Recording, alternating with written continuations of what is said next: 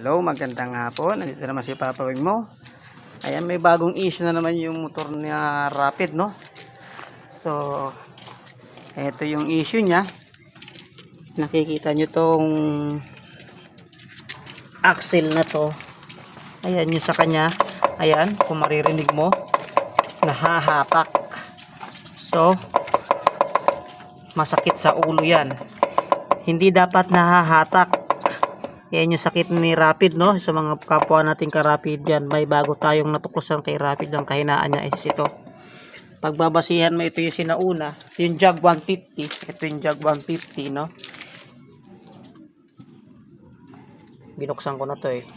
Ayan, kata nyo, lumang-luma na yan, no? Hindi ko alam kung ilang taon na to. Pero, as of now, talagang intact. Ito, sinaunang motor to pero 150 to. Jag 150, ayan. Pansinin nyo, hindi ko siya naaalog.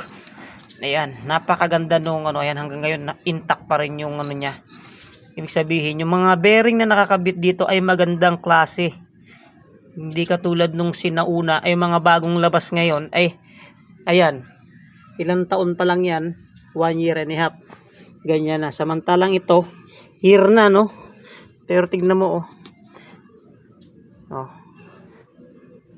Nabili ko lang yung makina na yan na Jag 150 pero GY6 yan. Tingnan mo, napakatibay nung kanyang mga laman loob, samantalang itong mga bagong modelo siguro tinipid na sa bakal, no? Sa ganda ng bakal.